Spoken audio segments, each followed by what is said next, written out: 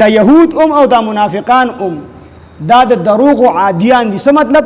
دی ته خپته ده چې د دې چې کوم مشران دي، د دې چې کوم عالمان دي د یهودو، دی ته خپته چې دی کل کر راضي او د تورات احکامات بدلی او دی د غلط احکامات خي، او دی ته خپته چې دا دی د تورات غلط احکامات منتخي، صحیح احکامات چې کوم د قرآن تورات دي هغه ته نه خي، خو د هغې باوجود لون تقلید د هغې کوي.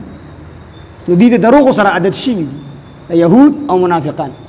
دې کې مونږ ته هم تنبیه ده چې اے مسلمانانو، الله خبره د یهودو کړله، خو مسلمانانو ته هم وایي چې تاسو هم د چا لون تقلید مه کوئ، تاسو به د عالم نه رب نه جوړوئ. عالم قدر په خپل ځای باندې، خو عالم به ډومبې ګوري چې دا عالم حق پرسته دی او که نه دی. هر سړی به د هر سړي به نه اوري، دا حجت نشي جوړېدی که یو سړی چې کوم دی تحقیق نه دی کړی چې دا عالم دی او که نه دی، او دی د عالم له لاړو د دغه عالم نه د مسلې تپوس وکړو، دی عالم ورله غلط جواب ورکړو، دغه غلط جواب باندې عمل وکړو، نو څنګه چې دغه عالم ګنهګار دی دقسې سړی ګنهګار دی. دا ولې تحقیق نه کوو؟ مونږ چې کله ډاکټر له ځو، ډاکټر کې مونږ خابت ګورو که نه ګورو؟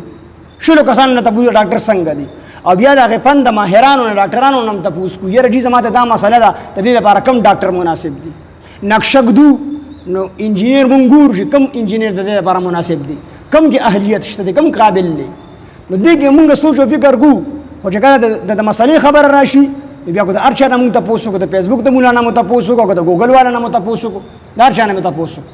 نو دې کې مونږ ته هم تنبیه ده چې تاسو هم هر سړی خپل چې کوم دی پیشوا نه جوړوئ، چې کوم په قرآن او سنت باندې برابر دی هغه به چې کوم دی پیشوا جوړوئ، د هغه تقلید به کوئ. یو سړی خپل تحقیق وکړي او د هغې نه وروستو بیا دی د عالم د ته پته چې د عالم حق پرسته دی او د دې عالم غلطه مسله وښودله، د بیا عمل وکړو، دی بیا نه دی ګنهګار، ځکه دی تحقیق کړی دی. خو بلا تحقیق د هر چا خبره اورېدل، د هر چا کتاب کتل، د هر عالم مسله اورېدل، په هغې باندې عمل کول، د دې قطعا چې کوم دی شریعت اجازت نه ورکوي.